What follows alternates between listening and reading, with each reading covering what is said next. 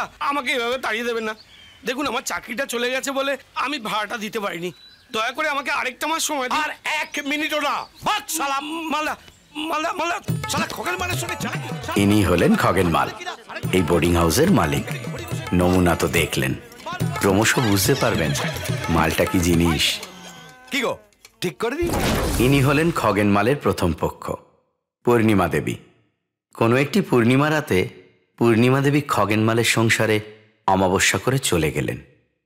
কিন্তু খগেন মাল তো রসে ভরা মানুষ, 1 মাসের মধ্যে জ্যোৎস্নাকে বিয়ে করে ফেললেন।